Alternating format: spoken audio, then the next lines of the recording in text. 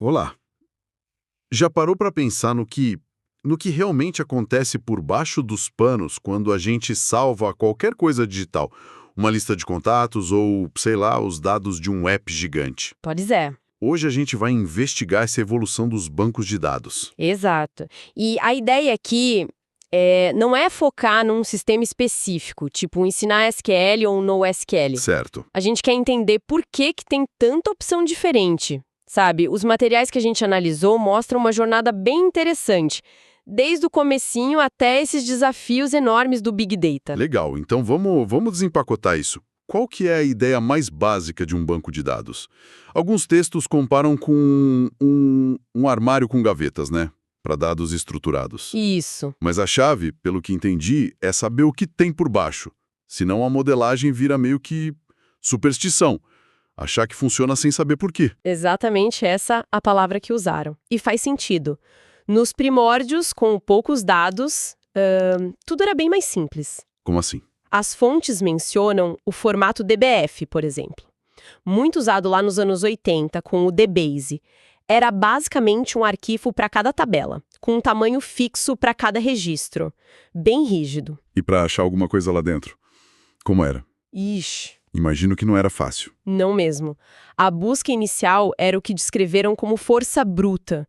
Um loop mesmo, lendo registro por registro. Nossa, chamaram de absurdamente tosco. Dá para imaginar a lentidão. Pois é.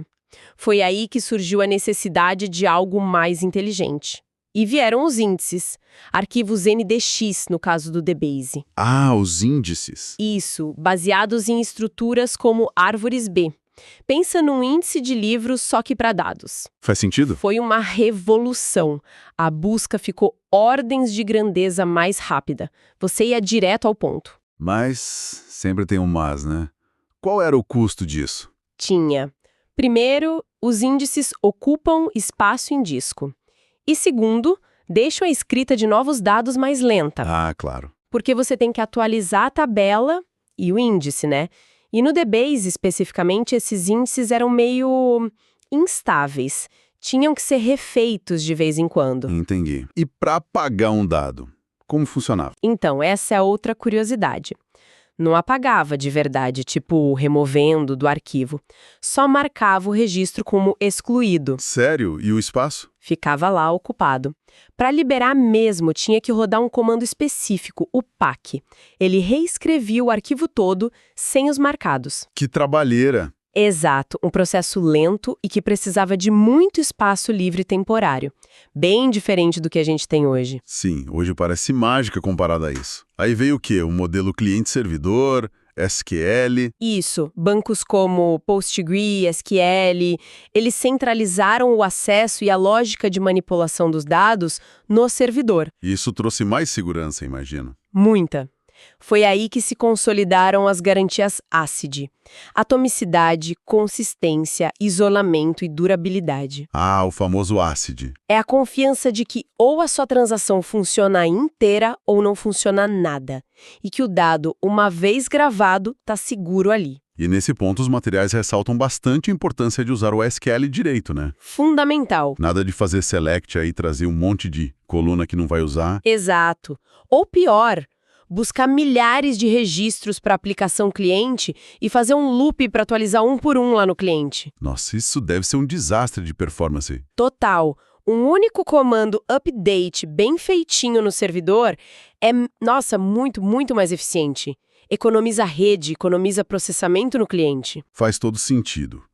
Falando em eficiência e em coisas mais modernas, e o SQLite, que está em todo lugar hoje? Ah, o SQL3 é onipresente mesmo. Celular, TV, navegador. É quase um sucessor espiritual do DBase para dados locais, né?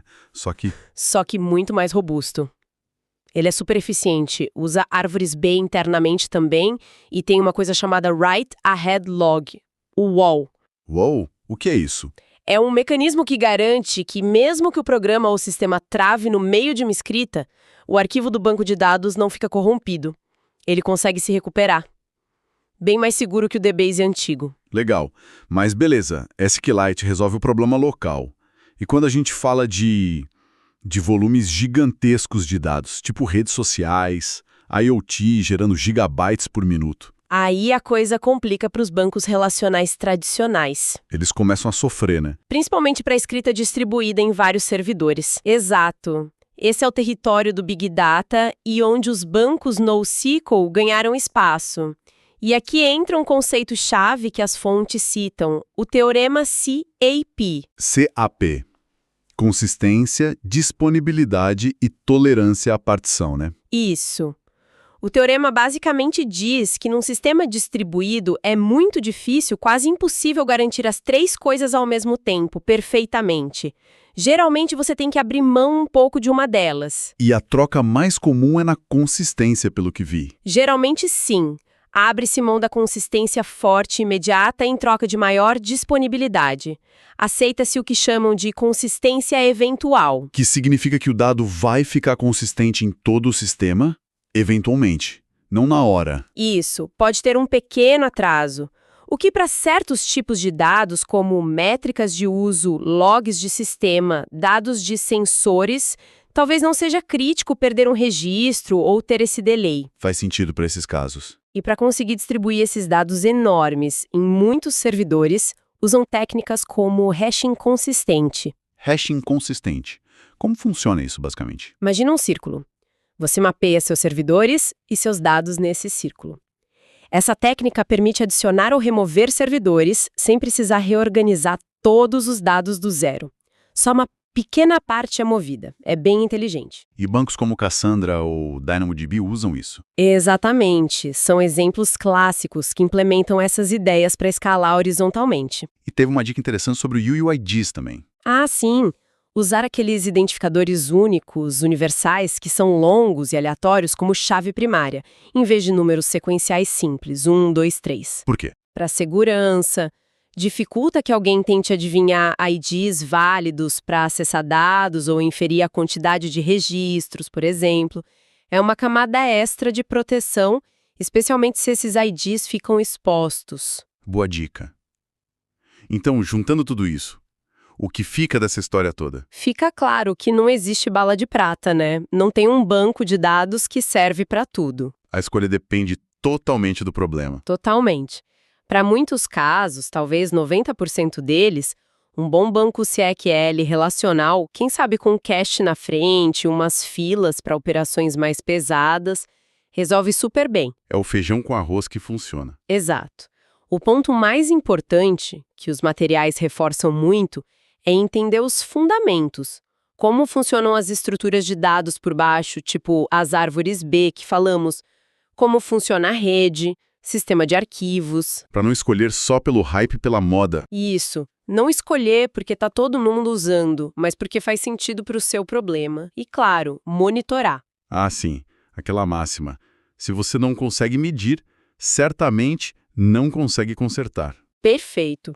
Usar métricas de desempenho em produção é essencial para saber se a escolha foi boa e onde estão os gargalos. Bom, fica então a reflexão, né?